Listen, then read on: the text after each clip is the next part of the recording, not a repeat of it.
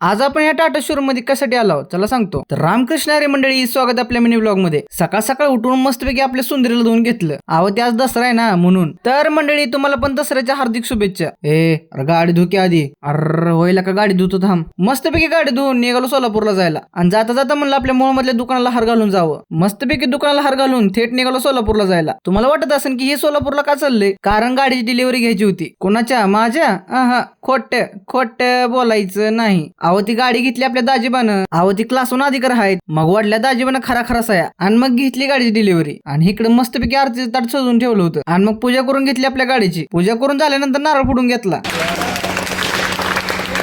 आणि इकडे लगेच फोटोशूट चालू झालं काढायला. आणि मग शोरूम मधनं अशी थाटात बाहेर काढली गाडी. तिथे सगळी असली नाटकी करून झाल्यानंतर घेतला सगळ्यांचा निरोप. आणि इकडे गाडीवर जाताना मी येडचाळ करायला लागलो. इकडे गाडीवर येडचाळ करत असताना अंकलनं गाडीला टाकला हनुमान घेर आणि वडली गाडी 100च्या स्पीडनं. आणि जाता जाता म्हणलं वडापाव खाऊन जाऊया, लय भूक लागली होती. घेतला वडापाव आणि हाणला ताव. घरी आल्यानंतर बघतो तर काय, ह्या सगळ्या सामानाची पूजा केली होती. आणि मग संध्याकाळी आपण धुलवडं बघायला गेलो.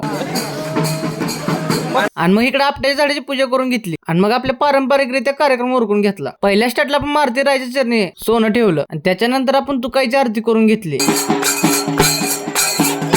आरती करून झाल्यानंतर पालखी रवानी झाली. आणि इकडे पोत घेऊन नाचायला लागली. आणि इकडे आपलं सोनं घ्या पान द्यायचा कार्यक्रम चालू झाला. देवी समोर पोत घेऊन का थांबती ती, कमेंट करून नक्की सांगा. बाकी व्हिडिओ आवडल्यास चॅनलला सबस्क्राईब करा. भेटूया मग पुढच्या ब्लॉग मध्ये. तोपर्यंत रामकृष्ण हरी.